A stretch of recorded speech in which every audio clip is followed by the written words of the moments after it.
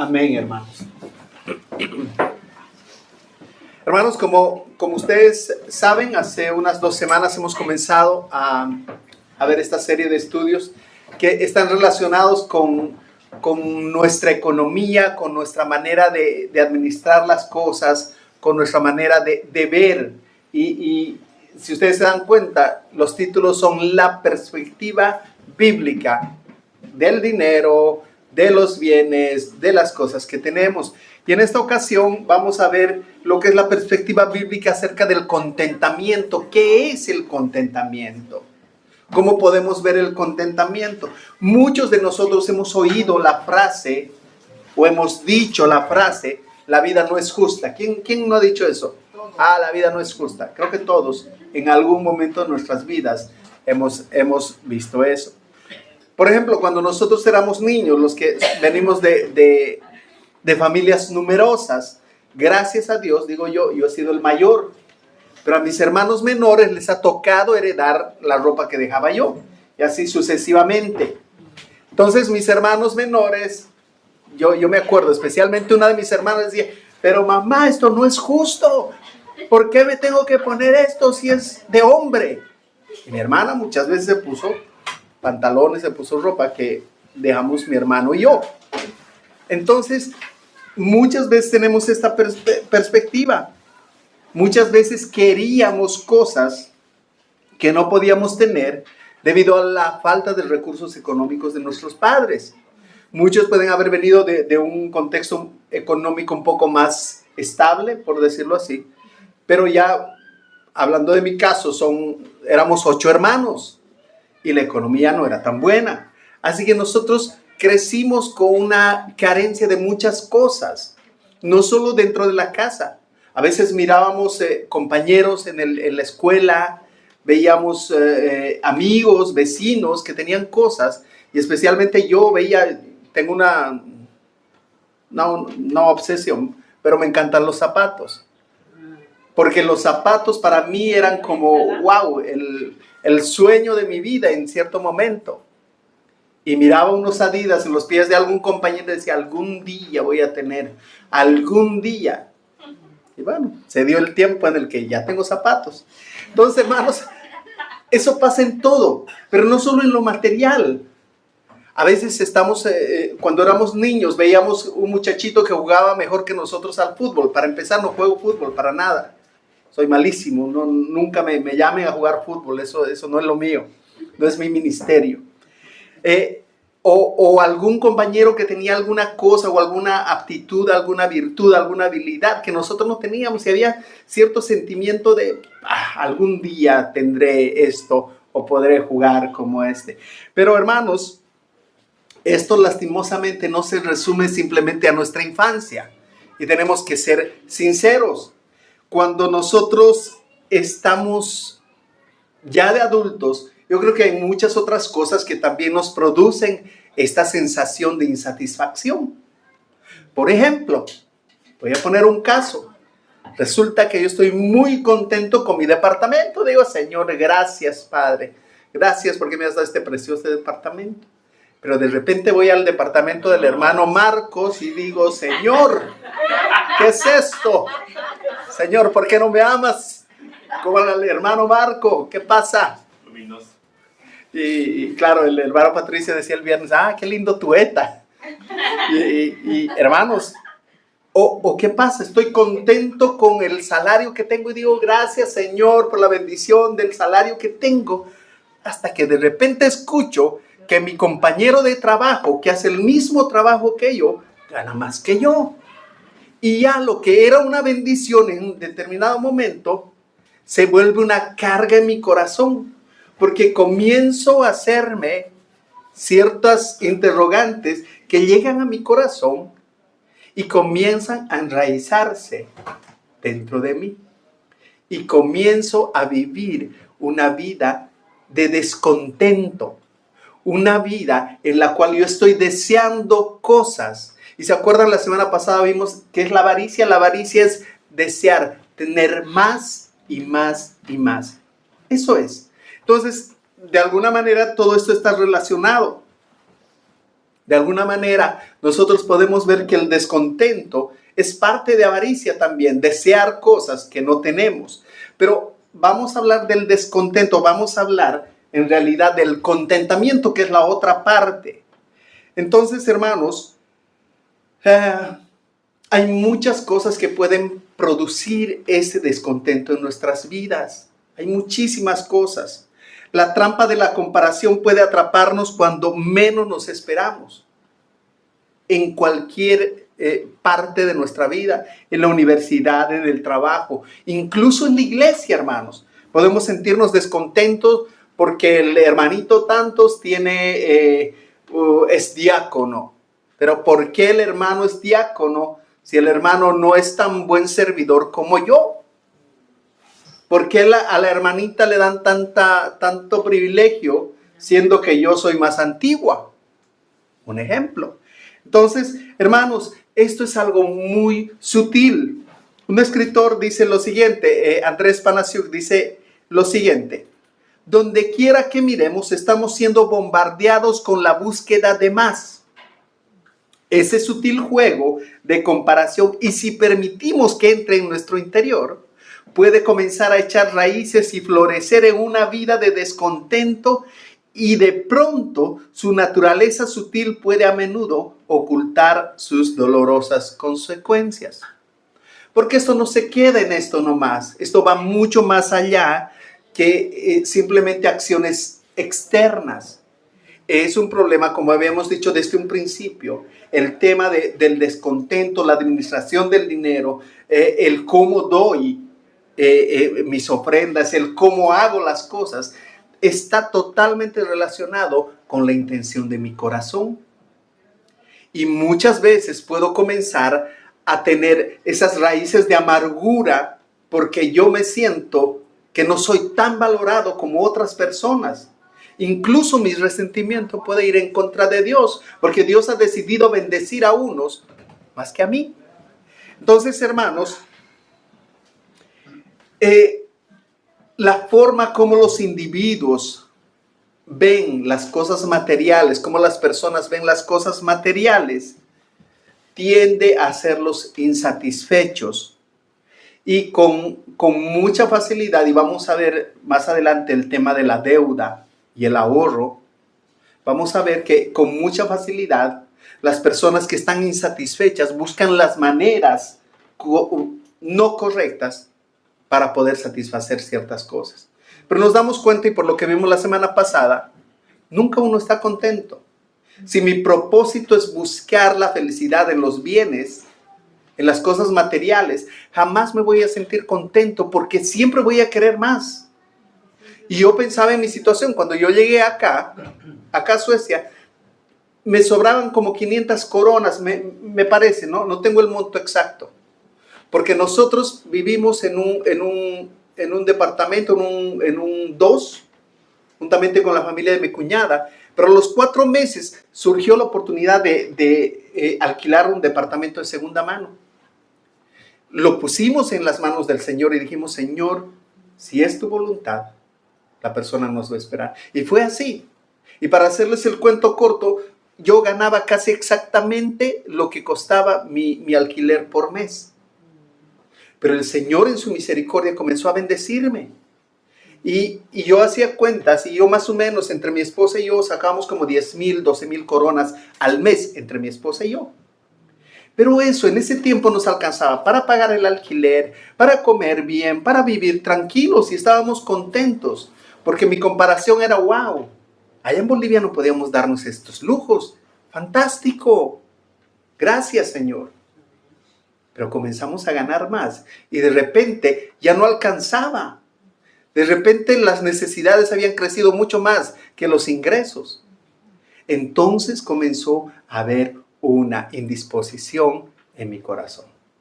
Y comencé a mirar las cosas materiales como fundamentales en vez de Dios. Entonces, hermanos, la pregunta aquí en nuestro estudio es: ¿cómo? ¿Cómo podemos entonces combatir este materialismo, este descontento que genera la falta de aquellas cosas que no tenemos? Porque si bien ya hemos identificado cuál es el problema, debemos buscar una solución. Y el apóstol Pablo nos muestra el secreto de esto en su carta a los Filipenses, que todos conocemos. Ahí está el secreto. Si tú no sabías cómo, él nos da la pauta. Y él dice, yo quiero leerles, les voy a leer en la versión La Biblia de las Américas, Filipenses 4, del 10 al 13 voy a leer. Dice, me alegré grandemente en el Señor de que ya al fin han renovado su cuidado conmigo. En verdad, antes se preocupaban, pero les faltaba la oportunidad. No que hable porque tenga escasez, pues he aprendido a contentarme cualquiera sea mi situación.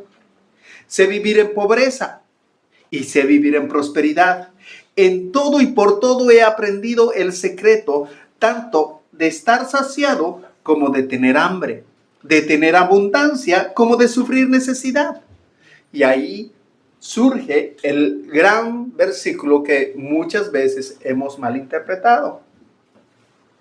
Y él dice, todo lo puedo en Cristo que me fortalece.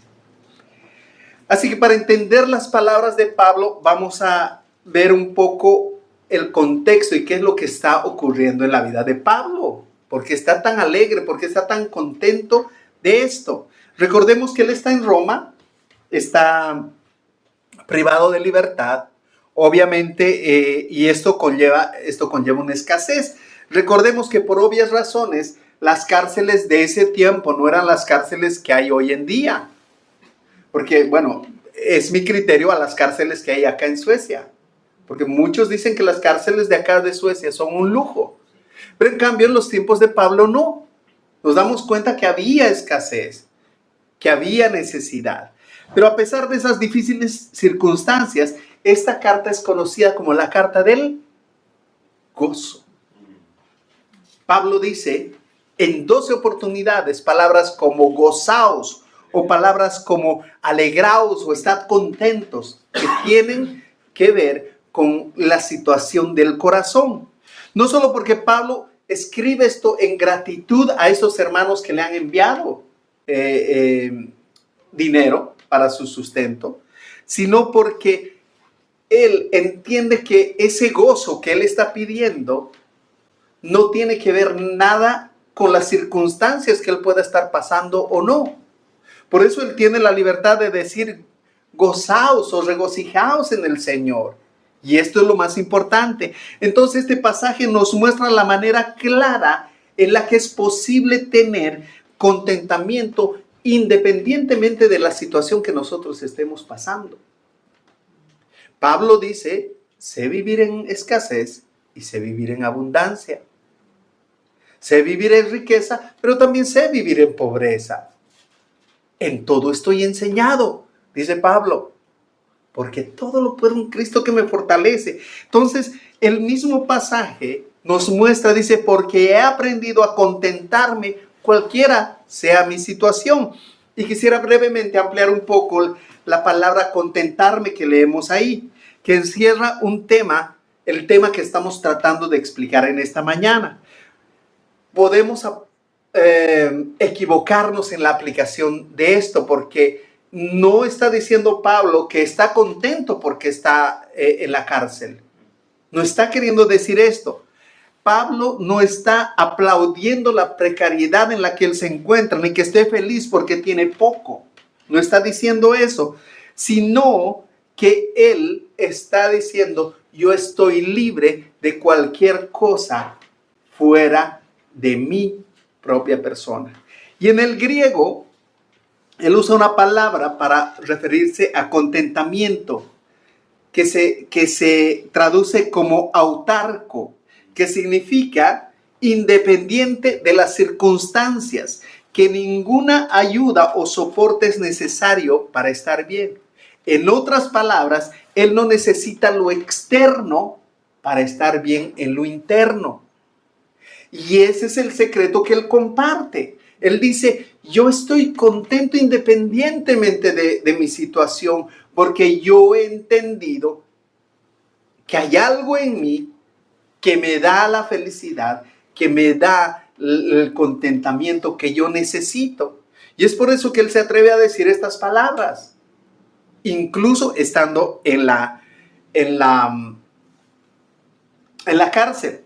Ahora, los economistas usan esta palabra, autarquía, la emplean como autarquía, que viene de esta palabra que Pablo mismo expresa. ¿Pero qué tiene que ver esto? Por ejemplo, yo les voy a poner un ejemplo. Pongamos a Suecia. Nosotros sabemos que el 2019 comenzó una gran pandemia, que bueno, no fue una gran pandemia, que mató a mucha gente en realidad, pero sí que afectó mucho a la economía mundial, afectó muchísimo. Imagínense que Suecia, como un país independiente, pueda decir, ok, las economías de todo el mundo están mal, pero eso no nos afecta a nosotros porque nosotros tenemos la misma solidez que siempre. ¿Qué es lo que quiere decir? No estamos ni mejor, pero tampoco estamos peor.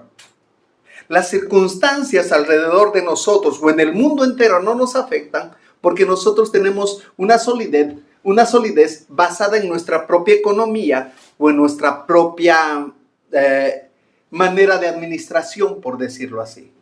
Eso hablando en temas de economía.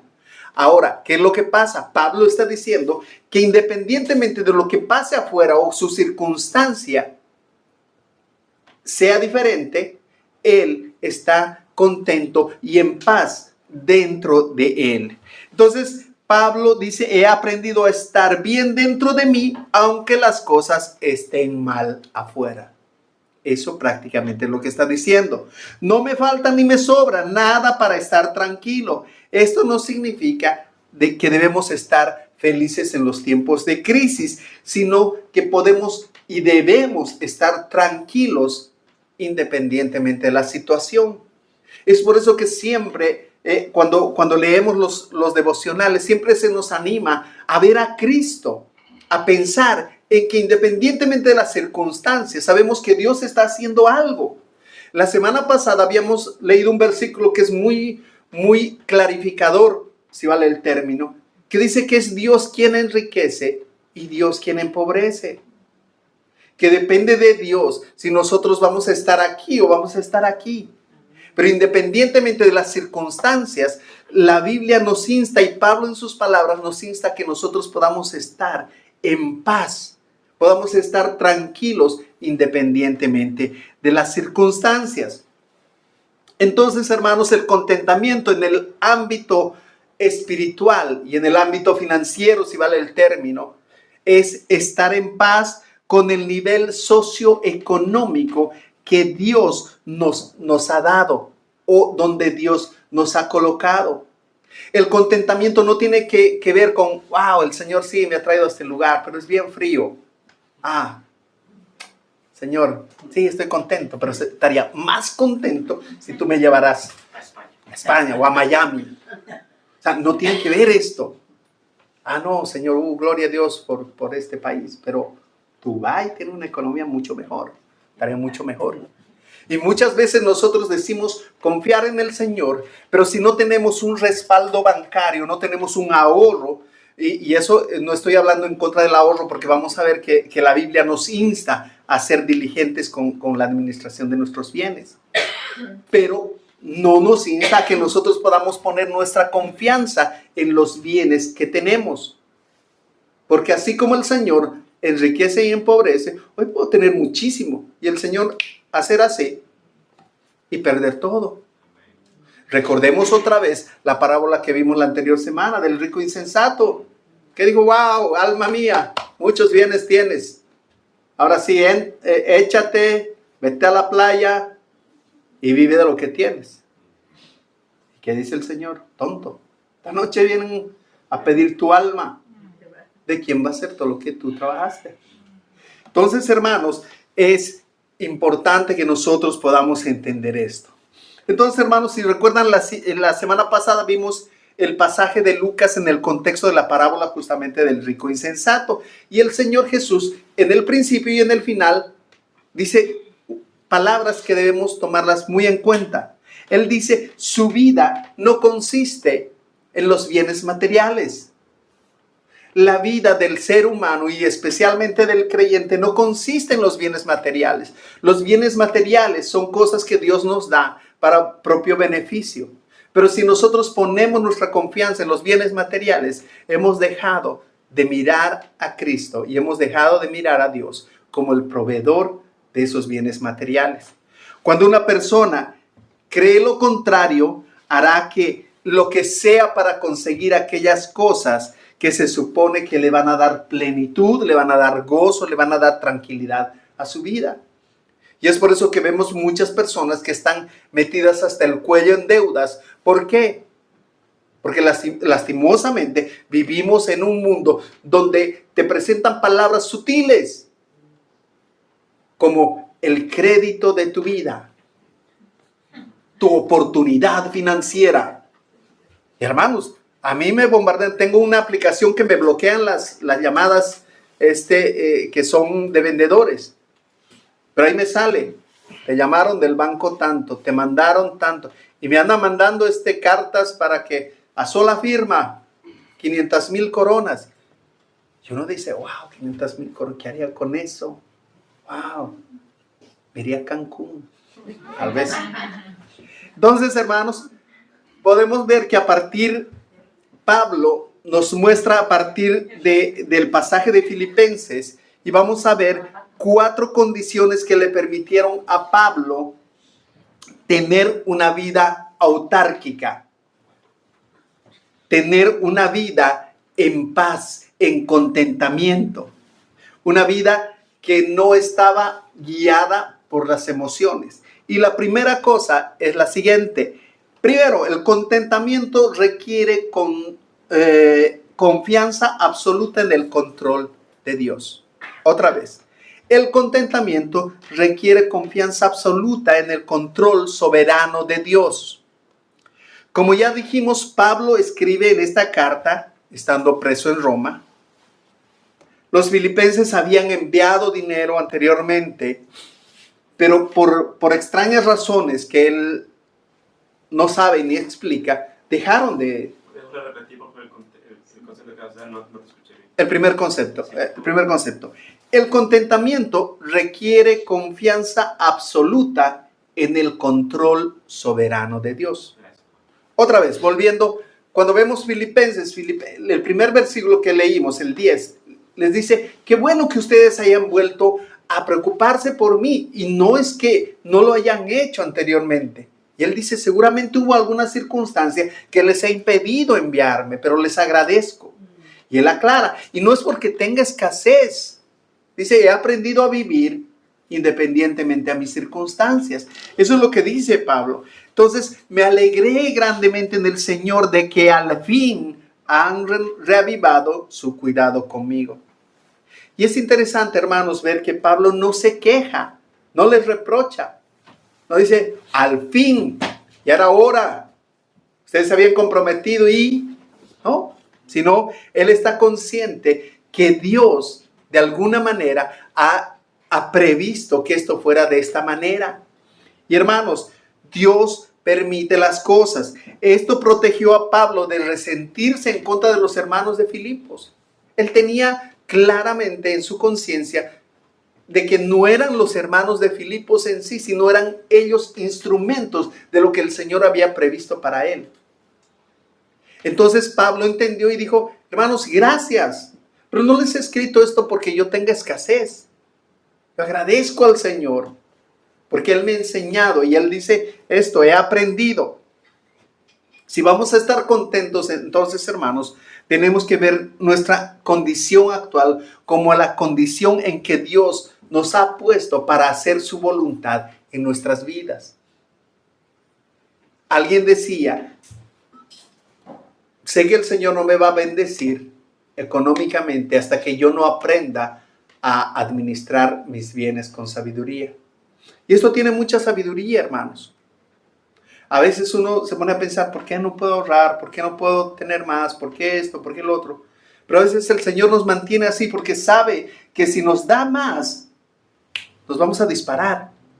Vamos a agarrar y vamos a decir, ¡ah! Ya no dependo del Señor, dependo de mi capacidad, de mi propia habilidad para conseguir lo que necesito.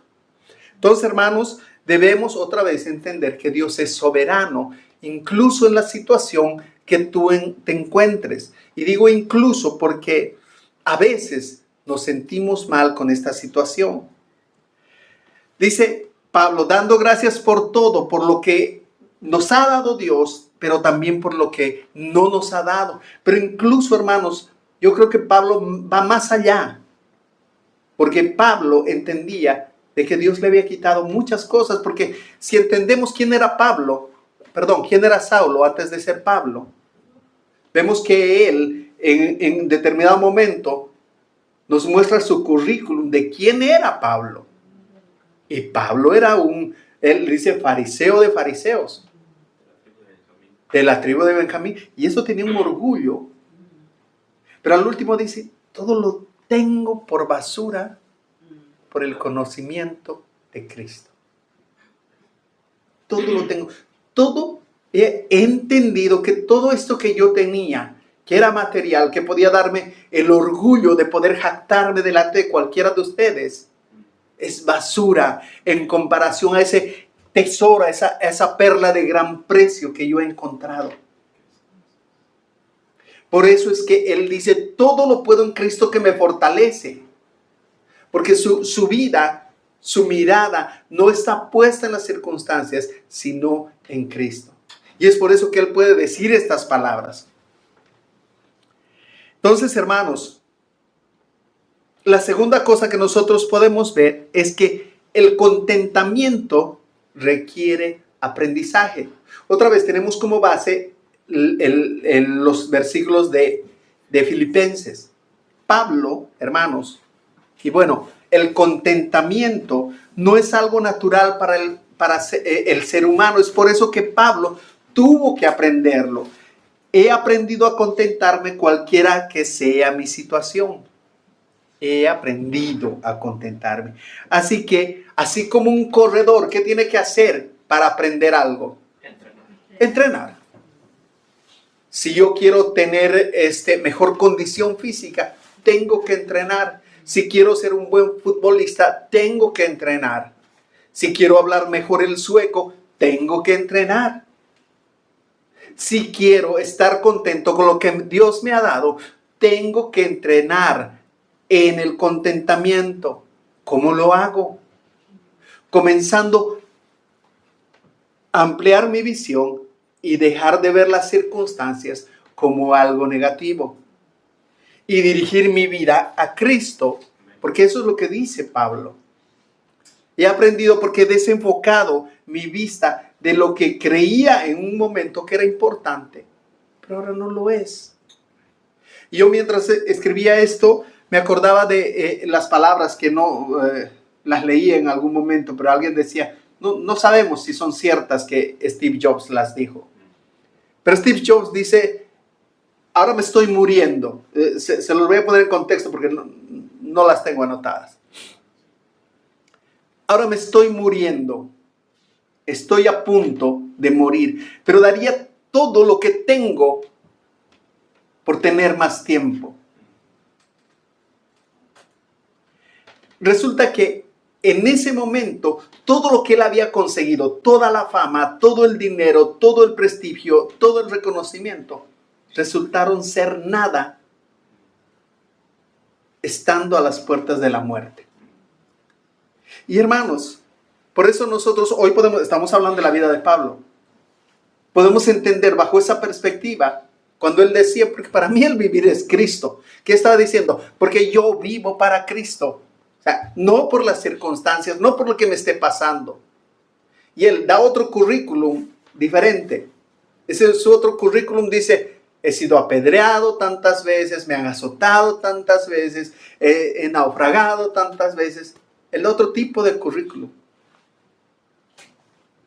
Y él dice, para mí el vivir es Cristo. Pero saben que el morir para mí es ganancia. El morir es ganancia, porque ya no voy a estar sujeto a todas estas cosas, no voy a tener hambre, no voy a sentir pena por los hermanos que les predico y no entienden qué es el contentamiento. Ya no, estar allá en la presencia de mi Señor. Ese era el entendimiento de Pablo. Y ese es el entendimiento que nosotros, ese es el aprendizaje que nosotros debemos buscar. Hermanos, esto es importante para cada uno de nosotros porque esa es la manera en la que nosotros vamos a poder vivir una vida agradecida. Porque necesariamente, hermanos, la vida de descontento de alguna manera se centra en lo que no tengo y olvida agradecer por lo que yo tengo.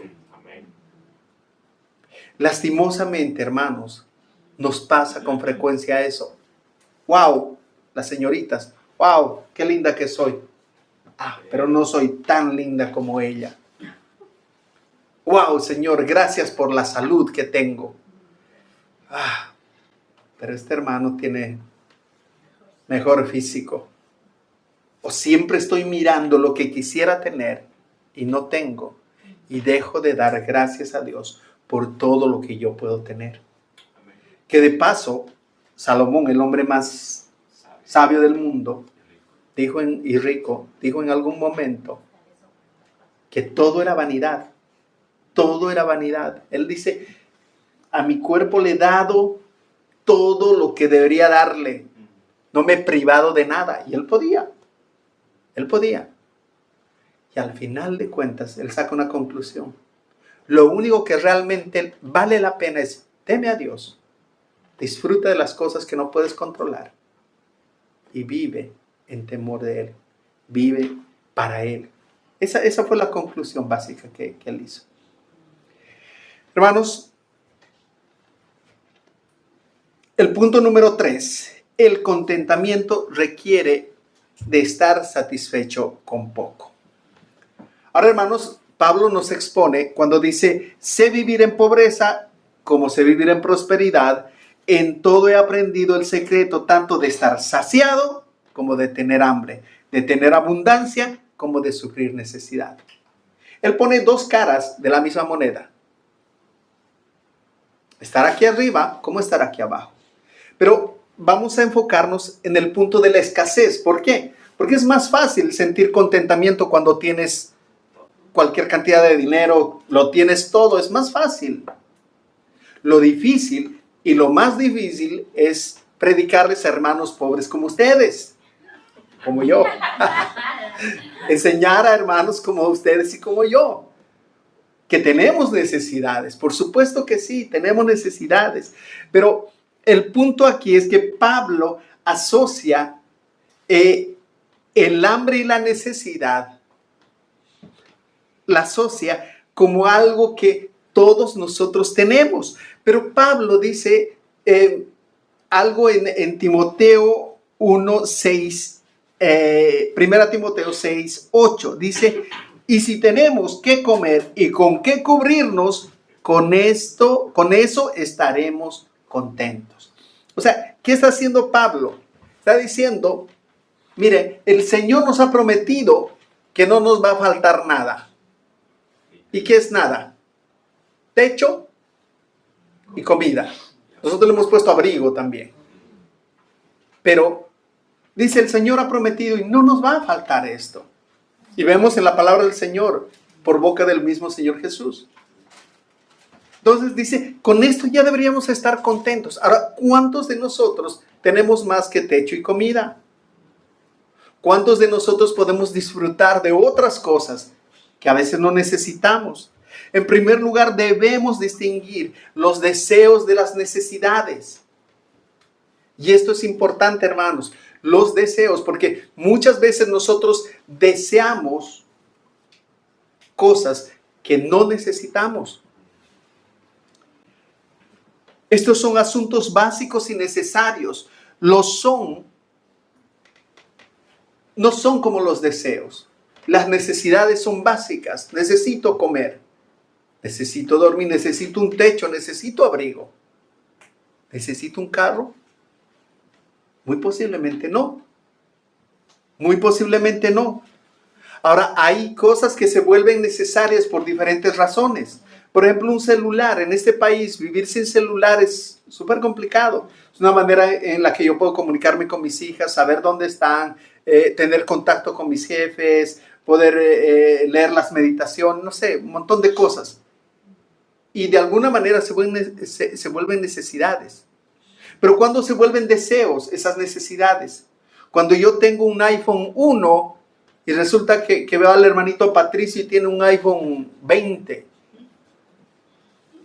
Y ya mi necesidad se ha vuelto un deseo. Porque ya me siento inconforme porque yo tengo un iPhone 3 y el hermano, no, qué lindo. Y hermano, mira, lo pones ahí, te saca fotos así, sales guapo incluso. Ah, hermano, con razón salía tan mal en las fotos. Es eso. Entonces, hermanos, debemos aprender a discernir. En segundo lugar, en la misma línea, hablando de lo mismo, tenemos deseos, muchas veces tenemos deseos de calidad y no deseos y los consideramos como necesidad. Y esto pasa mucho. ¿Por qué? Porque, hermanos, necesariamente somos bombardeados.